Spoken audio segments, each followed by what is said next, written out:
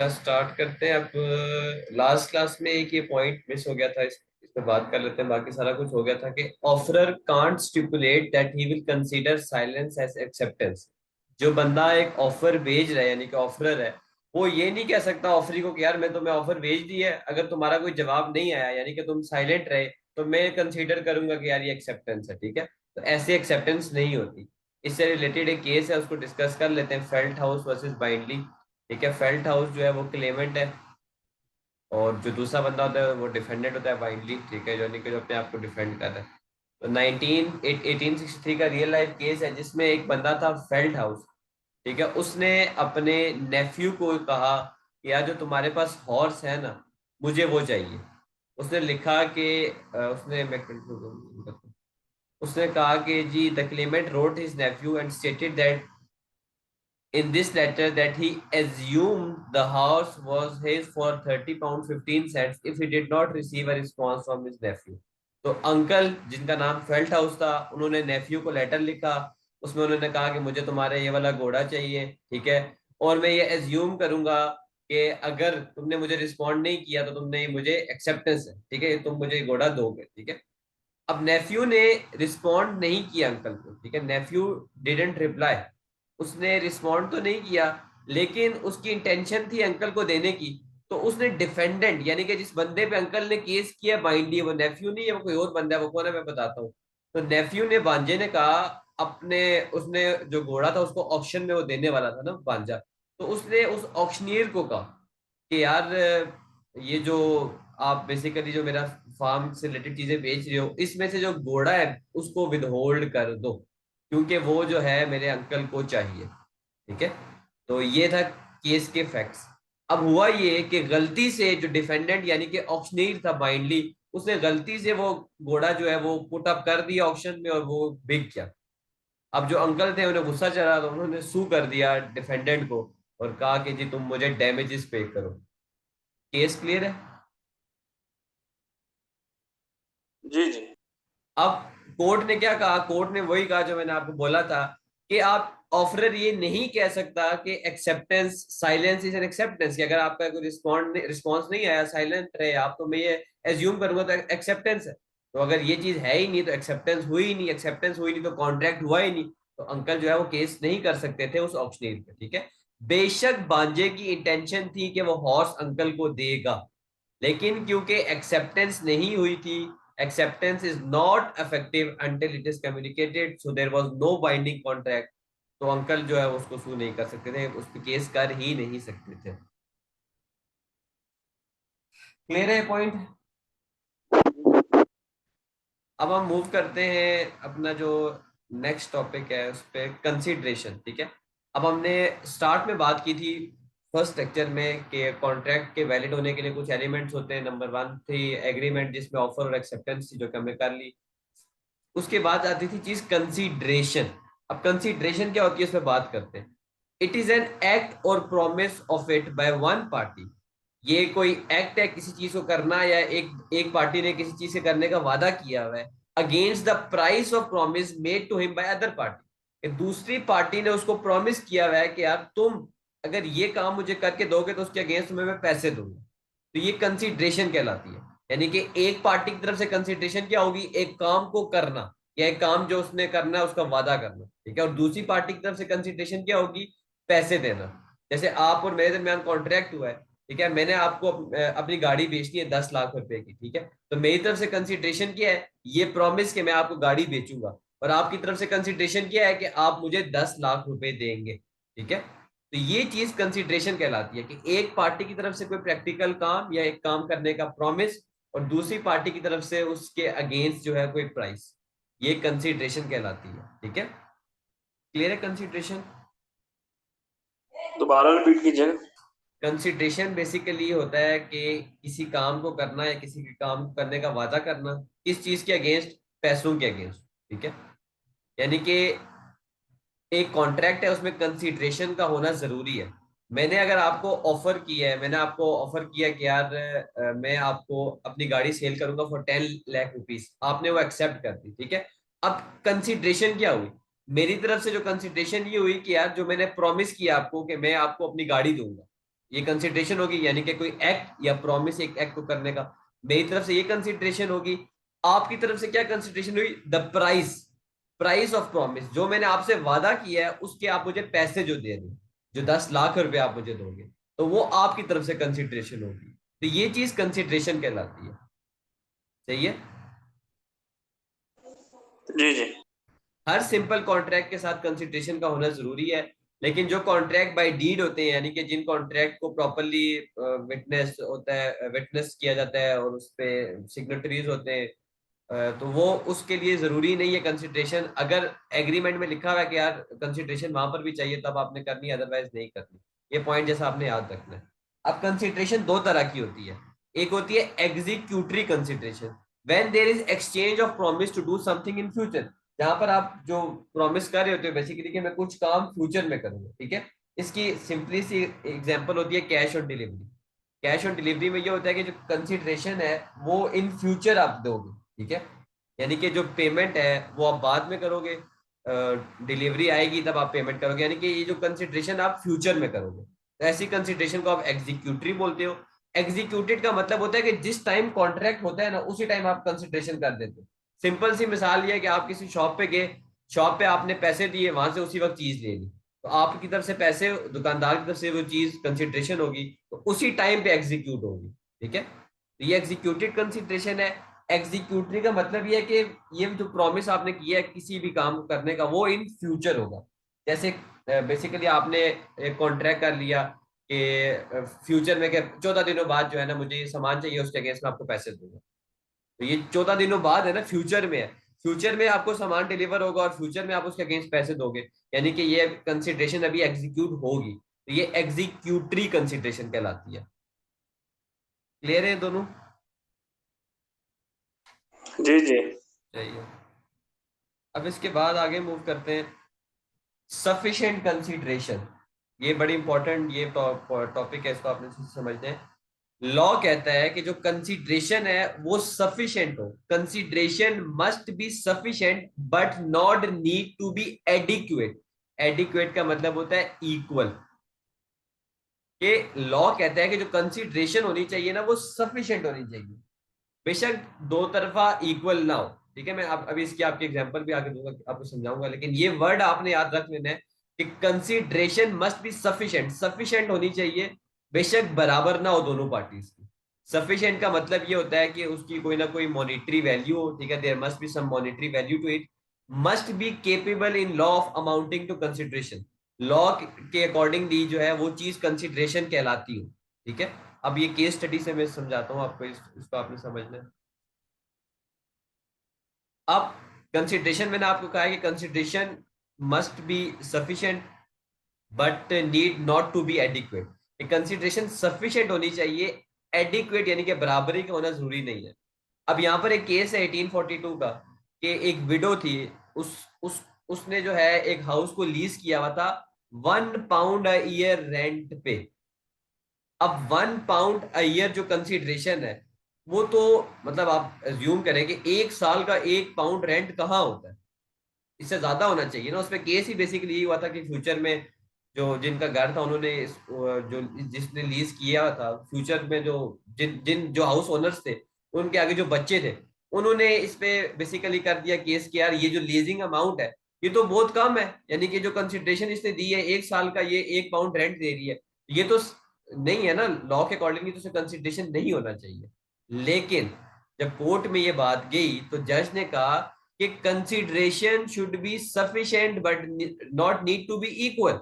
यानी कि अगर इस घर का नॉर्मली इस पूरे उस एरिया में अगर रेंट जो है सालाना वो 1000 पाउंड ईयर है, ठीक है, तो बेशक ये 1 पाउंड ईयर दे रही है, लेकिन है तो ये सफिशिएंट। लॉ की नजर में इसकी कुछ ना कुछ मॉनेटरी वैल्यू, और ये सफिशिएंट है, और ये जो लीज इसने किया है लीज इज वैलिड, ठीक है, ये बाइंडिंग होगा। तो ये चीज है कंसिडरेशन, कंसिडरेशन का सफिशिएंट होना जरूरी है, बराबर बेशक ना हो।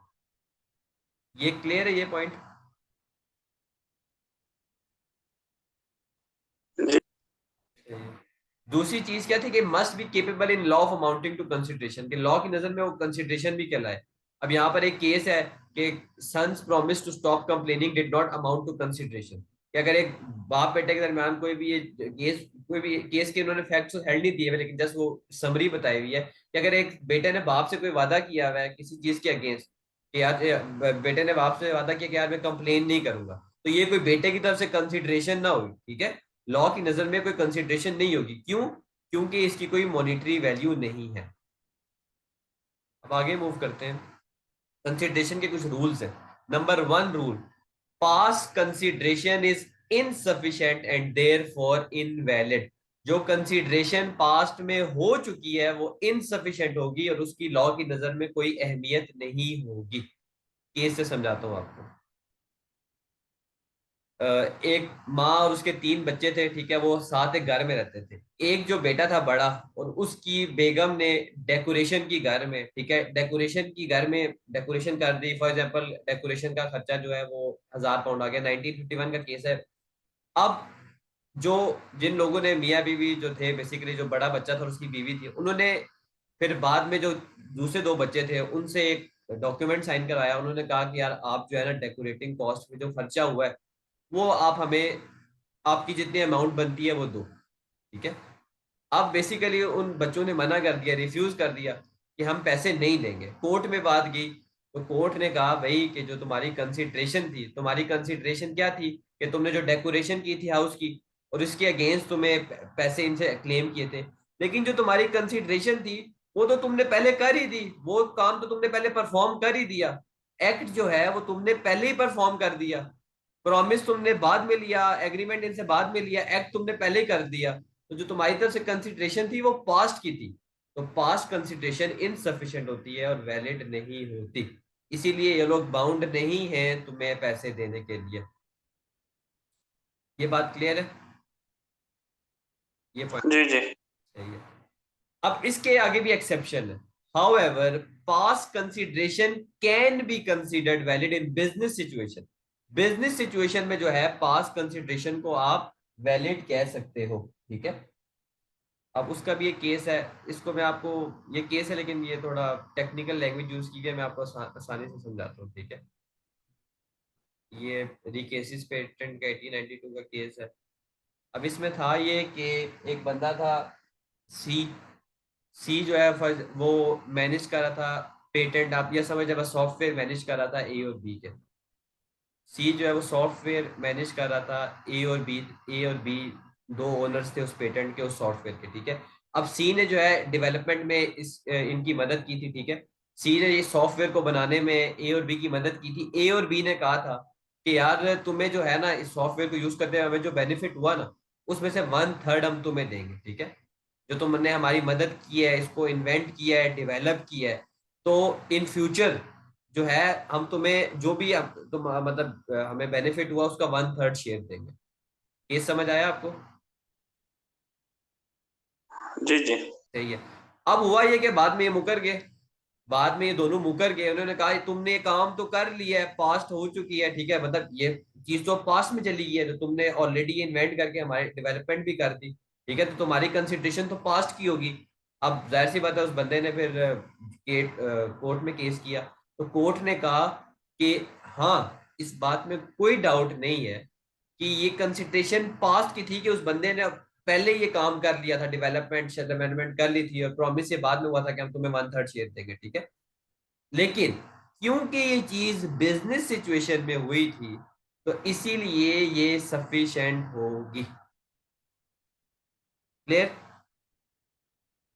जी जी तो इन शॉर्ट आपको जस्ट पहला रूल ये याद रखना है कि पास कंसिडरेशन इनसफिशिएंट होती है और इनवैलिड होती है, लेकिन अगर वो बिजनेस सिचुएशन में हो, बिजनेस सिनारियो में हो, तो वो वैलिड हो सकती है। उसके बाद अगली चीज, performance of existing statutory and contractual duty, sorry यहाँ पर ड्यूटी है, duty is not sufficient consideration. अगर आप कोई अपनी एग्जिस्टिंग स्टैच्यूरी, स्टैच्यूरी का मतलब है जो लॉ को कहता है, आप ऐसा कोई काम कर रहे हो या कॉन्ट्रेक्चुअल ड्यूटी आप कर रहे हो जो कॉन्ट्रैक्ट में आपकी हुई हुई है, तो वो कंसिडरेशन नहीं कहलाएगी, ठीक है। वो कंसिडरेशन नहीं कहलाएगी। मिसाल के तौर पर मैं एग्जांपल यहाँ पर देता हूँ। यहाँ पर एक केस था जिसमें एक विटनेस था, मतलब एक कोई भी वाक्य हुआ, वाक्य का एक आई विटनेस था। अब उस आई विटनेस को कोर्ट में लाने के लिए एक बंदे ने उसे प्रॉमिस किया कि यार तुम कोर्ट में आके अपना एविडेंस पेश करो। उसका एज एन एविडेंस लेके गया और कहा गया तुम कोर्ट में तुम बताओ तुमने क्या देखा, तो मैं तुम्हें उसके बदले में पैसे दूंगा। अब वो बंदा चला गया जो आई विटनेस था उस वाक्य का। अब जब वो चला गया तो बाद में जिस जिस बंदे ने उसे प्रॉमिस किया था मैं तुम्हें पैसे दूंगा, वो मुकर गया कि तुम्हें मैं पैसे नहीं दूंगा। फिर जो आई विटनेस था उसने उस पे उसको सू कर दिया, क्लेम कर दिया कोर्ट में। तो कोर्ट ने कहा भाई तुम विटनेस थे, तुम्हारी बाय लॉ ये ड्यूटी थी, ठीक है, तुम्हारी बाय लॉ ये ड्यूटी थी, स्टैट्यूटरी ड्यूटी थी कि तुमने अगर एक चीज को देखा है तो तुम जाके उसका एविडेंस दो, ठीक है, वो उस चीज के बारे में बताओ। तो इसीलिए तुम्हें ये जो पैसे हैं वो नहीं मिलेंगे। सही है, तो एग्जिस्टिंग स्टैट्यूटरी ड्यूटी को परफॉर्म करना is not a sufficient consideration. तो कोई कॉन्ट्रैक्ट तुम दोनों के दरमियान नहीं था क्योंकि कंसिडरेशन नहीं थी।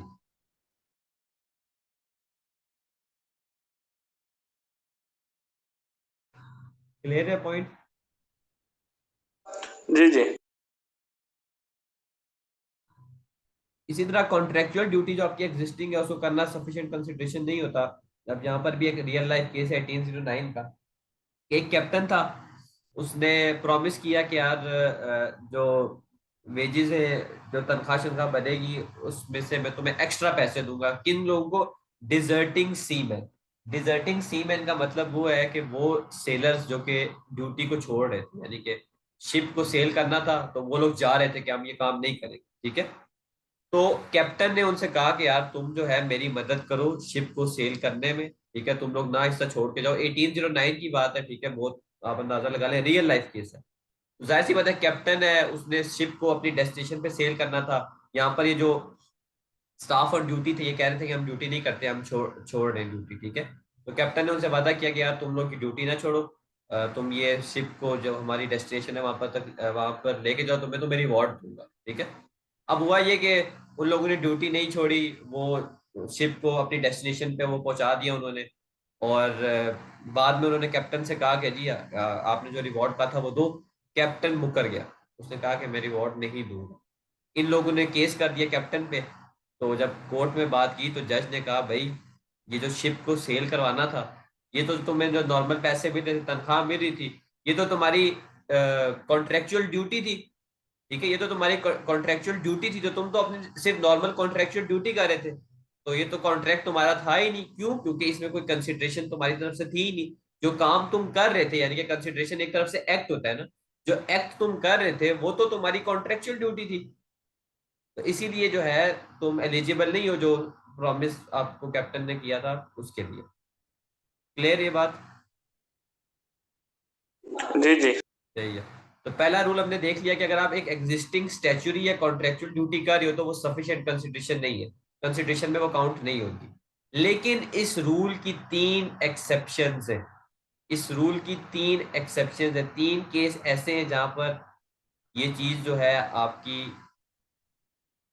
सफिशिएंट कंसिडरेशन हो सकती है। Number one rule, if existing contractual और स्टैच्यूरी ड्यूटी इज एक्सीडेड, यानी कि जो आपकी कॉन्ट्रेक्चुअल या स्टैट्यूटरी ड्यूटी थी उससे, जो नॉर्मल ड्यूटी थी उससे जरा हट के, उससे एक्स्ट्रा अगर आपने कोई एक्ट किया या काम किया है, तब वो सफिशिएंट कंसिडरेशन की कैटेगरी में फॉल कर सकता है। सीधा मैं चलता हूँ केस स्टडी पे, ठीक है।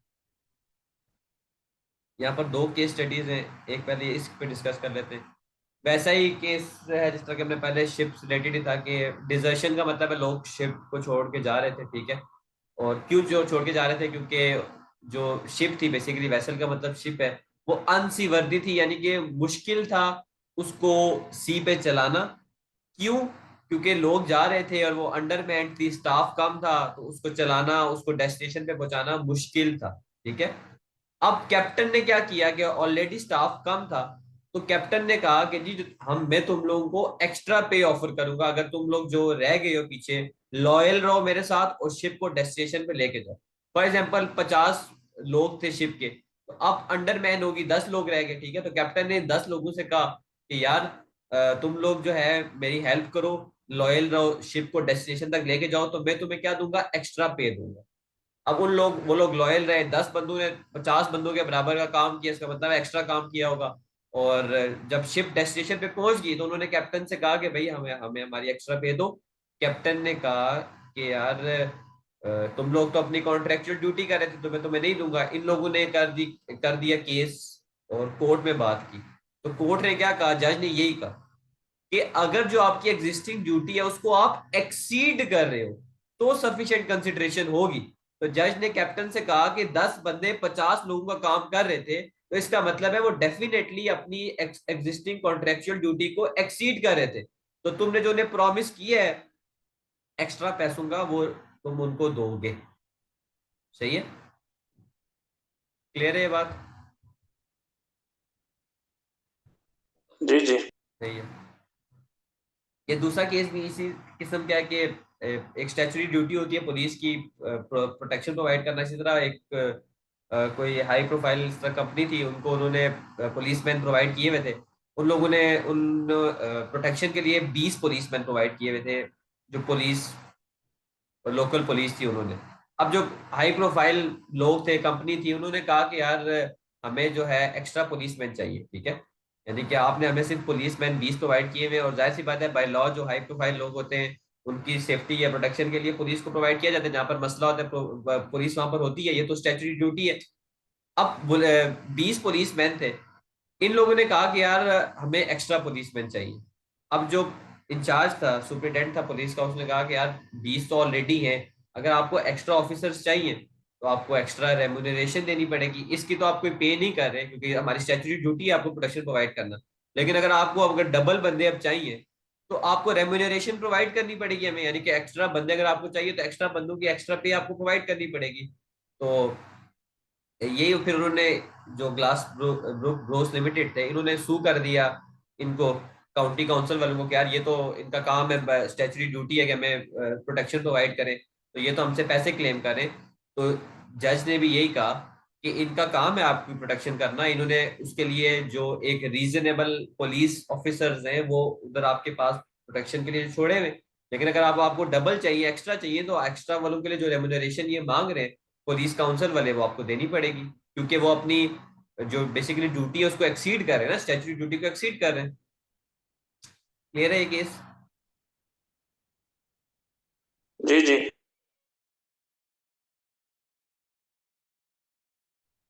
अब इसके बाद पहली एक्सेप्शन तो ये होगी कि अगर आप एग्जिस्टिंग ड्यूटी को एक्सीड कर रहे हो तो सफिशिएंट कंसिडरेशन होगी, और सफिशिएंट कंसिडरेशन होगी तो कॉन्ट्रैक्ट होगा, बाइंडिंग होगी। Second, performance of existing contractual duty may be sufficient consideration if it confers some benefit of practical nature to other party। अगर आप एक एग्जिस्टिंग कॉन्ट्रेक्चुअल ड्यूटी काम जो आपकी बाय कॉन्ट्रैक्ट ड्यूटी है वो कर रहे हैं, ठीक है, और अगर आपकी इस ड्यूटी को करने से जो दूसरी पार्टी है उसको कुछ एक्स्ट्रा बेनिफिट हो रहा है, तब आपकी जो एग्जिस्टिंग परफॉर्मेंस है वो सफिशिएंट कंसिडरेशन में काउंट होगी। कैसे होगी? एग्जांपल से कर, केस केस स्टडी से करते हैं। अब ये बहुत रिसेंट केस है, 32 साल पुराना केस है, विलियम्स वर्सेस रॉफी ब्रोस, ठीक है।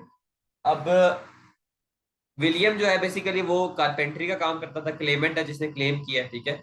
और कुछ फ्लैट्स थे, उनकी कारपेंटरी का काम था, और आर जो था वो ठेकेदार था बेसिकली जिसने उसको काम दिया हुआ था, ठीक है। रॉफी ब्रोस का नाम था। रॉफी ब्रो ने आगे जो है वो हाउसिंग वालों से ठेका लिया हुआ था, ठीक है, हाउसिंग कॉर्पोरेशन वालों से। हाउसिंग कॉर्पोरेशन वालों से उसने ठेका लिया हुआ था काम करने का, और आगे उसने फर्दर कारपेंट्री वाला जो काम था उसमें वो उसने विलियम्स को दिया। क्या कहा उसने विलियम्स से कि यार 20,000 पाउंड में जो है ना तुम ये मुझे काम करके दो। और उसने एक टाइम पेनल्टी भी डाली, और रॉफी ने एक टाइम पेनल्टी भी डाली। उसने कहा कि यार अगर तुम लोग जो मुझे काम है वो विद इन टाइम करके दोगे ना, तो मैं तुम लोगों को एक्स्ट्रा पैसे भी दूंगा, ठीक है। यानी कि 20,000 रुपये उसने कहा तुम मुझे काम करके दो, और अगर विद इन टाइम तुम लोगों ने काम करके दिया तो मैं तुम्हें एक्स्ट्रा 10,000 पाउंड भी दूंगा, ठीक है। ये बात होगी। उन लोगों ने अब टाइम पे काम किया। टाइम पे काम किया तो रॉफी साहब जो थे उन वो मुकर के जो 10,000 पाउंड एक्स्ट्रा था दे रहे थे। उन्होंने कहा कि यार तुम लोग तो अपनी एग्जिस्टिंग कॉन्ट्रेक्चुअल ड्यूटी कर रहे हो, और अभी हमने ऊपर पढ़ा था कि जनरल रूल यही है कि एग्जिस्टिंग कॉन्ट्रेक्चुअल ड्यूटी करो तो सफिशिएंट कंसिडरेशन नहीं होती, और कॉन्ट्रैक्ट तो हुआ ही नहीं है, तो मैं तुम्हें 10,000 पाउंड नहीं दूंगा। जो कारपेंटर था विलियम, उसने केस कर दिया इस पे। कोर्ट ने क्या कहा, ठीक है, कोर्ट ऑफ अपील तक बात की, ठीक है। कोर्ट ऑफ अपील ने कहा कि अब इस केस के फैक्ट ये थे कि जो हाउसिंग कॉर्पोरेशन वाले थे ना, उन्होंने पेनल्टी क्लॉज डाली हुई थी कि रॉफी ब्रोस पे, कि अगर तुमने काम टाइम पे नहीं किया ना तो हम तुम्हें पेनल्टी तुम्हें पे करनी पड़ेगी, ठीक है। यानी कि विलियम्स का जो है कॉन्ट्रेक्चुअल ड्यूटी को, उसने काम जो एग्जिस्टिंग कॉन्ट्रेक्चुअल ड्यूटी उसने प्रोवाइड की, लेकिन उसकी एग्जिस्टिंग ड्यूटी की वजह से जो रॉफी ब्रो है उसे भी तो एक बेनिफिट हुआ ना प्रैक्टिकल नेचर का। तो ऐसी सिचुएशन में ये सफिशिएंट कंसिडरेशन होगी, और जो 10,000 पाउंड है वो कोर्ट ने कहा तुम्हें पे करना पड़ेगा कारपेंटर्स को, ठीक है। मैं अगेन रिपीट करता हूँ केस को। हाउसिंग कॉर्पोरेशन वालों ने, रॉफी ब्रो एक कॉन्ट्रैक्टर था, उसको कॉन्ट्रैक्ट दिया हाउस का, हाउस बनाने का, और उन्होंने उसको एक टाइम ड्यूरेशन दी कि इस टाइम के अंदर तुमने काम करना है। अब रॉफी ब्रो ने आगे उस काम को सब कॉन्ट्रैक्ट किया विलियम को कि तुमने सारा कारपेंट्री का काम करना है, और विलियम से कहा कि मैं तुम्हें 20,000 पाउंड दूंगा, और तुमने अगर विद इन टाइम काम किया। अब देखिए 20,000 पाउंड जो उसको था वो तो कॉन्ट्रेक्चुअल ड्यूटी थी ना कि 20,000 पाउंड पे काम करना है। लेकिन उसने खुद बोला, रॉफी ब्रो ने खुद बोला कि अगर तुमने विद इन टाइम काम किया तो तुम्हें मैं 10,000 पाउंड एक्स्ट्रा दूंगा। अब हुआ ये कि जब काम पूरा हो गया विद इन टाइम, तो रॉफी ब्रो मुकर गया कि मैं तुम्हें 10,000 पाउंड एक्स्ट्रा नहीं दूंगा, विलियम को कहा, क्योंकि तुम तो अपनी एग्जिस्टिंग कॉन्ट्रेक्चुअल ड्यूटी कर रहे थे। कोर्ट में बात की, कोर्ट ऑफ अपील ने कहा कि बेशक डब्ल्यू अपनी जो है वो जो नॉर्मल काम कर रहा था वही कर रहा था, लेकिन उसके काम करने की वजह से तुम्हें जो है वो पेनल्टी से सफर होने से उसने बचा लिया, तुम पे पेनल्टी नहीं पड़ी, तो तुम्हें एक बेनिफिट हुआ है प्रैक्टिकल नेचर का। तो ऐसी सिचुएशन में जो उसका करंट कॉन्ट्रेक्चुअल ड्यूटी को भी पूरा करना सफिशिएंट कंसिडरेशन है, और जो तुमने उससे वादा किया था 10,000 पाउंड का वो तुम उसको दोगे, ठीक है। तो कोर्ट ने ये फैसला सुनाया। क्लियर है केस ये?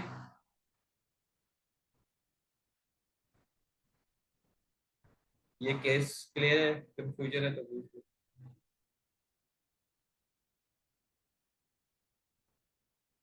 जी जी, क्लियर है ये केस। सही है, सही है। तो पहली एक्सेप्शन होगी कि अगर आप अपनी एग्जिस्टिंग कॉन्ट्रेक्चुअल या स्टैट्यूटरी ड्यूटी को एक्सीड कर रहे हो तो सफिशिएंट कंसिडरेशन होगी। दूसरी होगी कि अगर आपकी एग्जिस्टिंग ड्यूटी की वजह से किसी जो दूसरी पार्टी है उसको प्रैक्टिकल नेचर का बेनिफिट हो रहा हो, हर दफा मतलब पैसों के हिसाब से नहीं होगा बेनिफिट, लेकिन वैसे भी बेनिफिट हो सकता है। अगर उससे कोई बेनिफिट हो रहा हो तो प्रैक्टिकल नेचर का मतलब होता है इन रियलिटी उसे कुछ बेनिफिट हो रहा हो तो फिर वो सफिशिएंट कंसिडरेशन होगी। और last, performance of existing contractual obligation is sufficient consideration to support a promise from third party। अगर आप एक existing contractual obligation को पूरा कर रहे हो और एक थर्ड पार्टी ने उससे रिलेटेड आपको प्रॉमिस भी किया हुआ है, तो फिर भी वो सफिशिएंट कंसिडरेशन में काउंट होगा। केस पे चलते हैं डायरेक्ट, इससे आपको ज्यादा समझ आएगी। क्लेमेंट जो था वो इंगेज था ई के साथ, ई जो भी लड़की का नाम था, ठीक है। अब उस टाइम पे 1860 पे इंगेजमेंट जो है वो एक कॉन्ट्रैक्ट था, ठीक है, इन्फोर्सेबल कॉन्ट्रैक्ट था।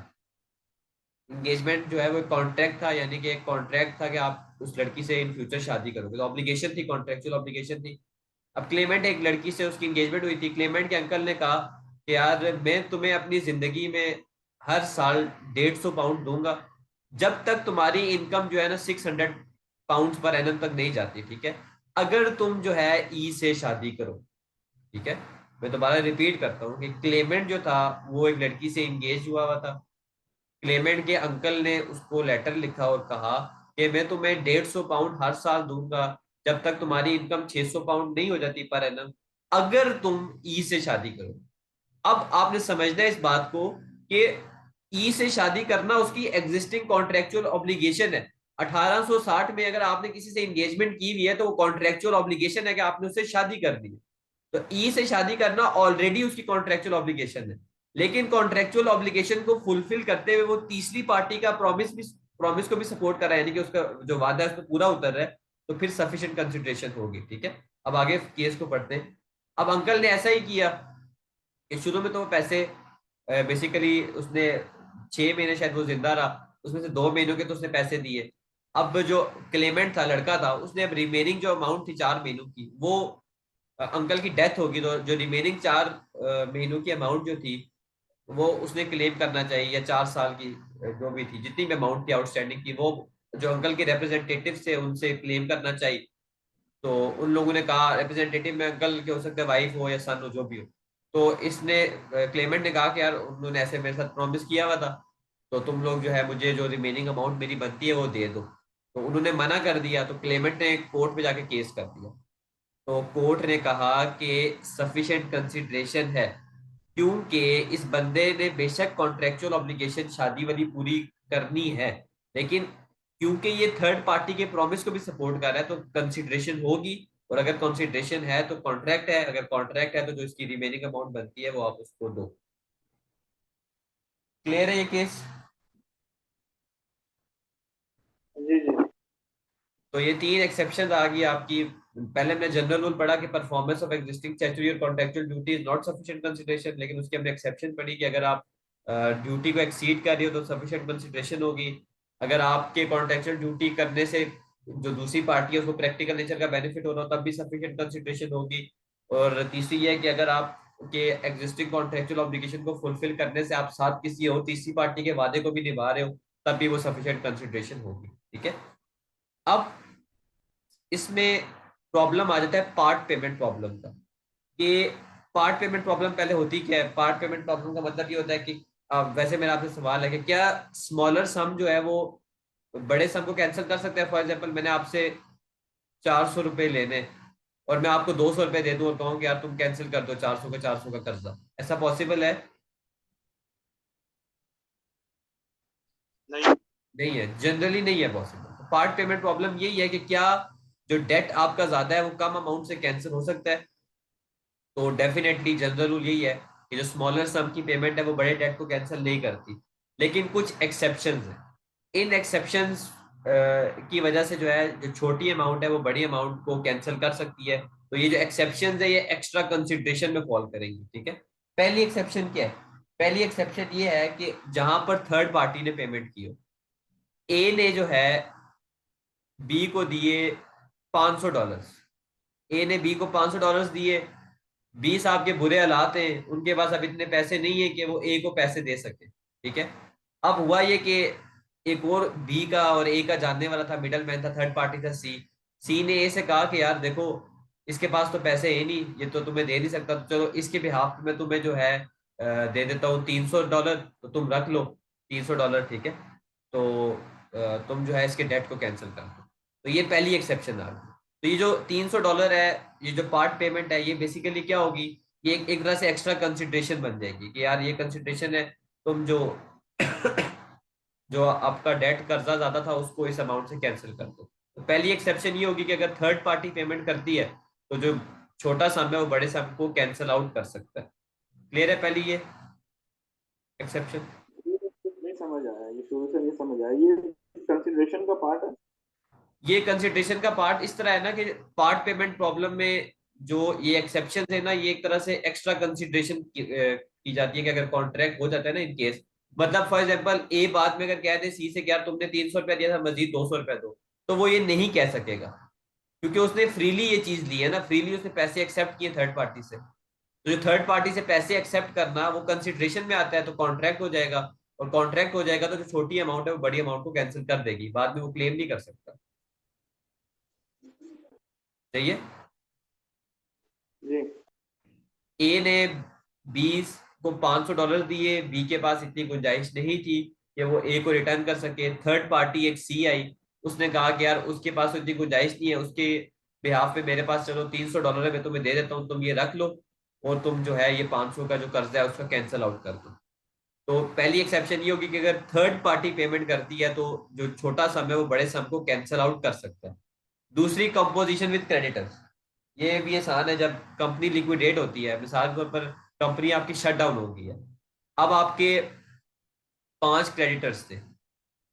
5 क्रेडिटर्स यानी कि जिन लोगों ने आपको उधार दिया था। अब आपने जब एसेट वगैरह सोल्ड कर दिए, जो क्रेडिटर्स के लिए पैसे बचे वो $1000 बचे। अब हो सकता है आपको पांचों क्रेडिटर्स ने मिलके $10,000 टोटल दिए हो, लेकिन अब आपके पास तो 1000 ही बच गए ना, और कंपनी भी शट डाउन होने वाली है। तो अब आप क्रेडिटर से कहोगे यार मेरे पास यही बच गए, अब इन्हीं को जो है मैं आप लोगों में पांचों में डिवाइड कर देता हूँ उस रेशियो में उस परसेंटेज के हिसाब से जिस परसेंटेज के हिसाब से आपने मुझे क्रेडिट दिया। तो ये कहलाता है कंपोजिशन विद क्रेडिटर। तो इससे भी जो है आपके स्मॉलर सम जो है वो डिस्चार्ज, स्मॉलर सम जो है वो बड़े सम को कैंसिल आउट कर देता है। क्लियर है सेकंड पॉइंट? जी जी।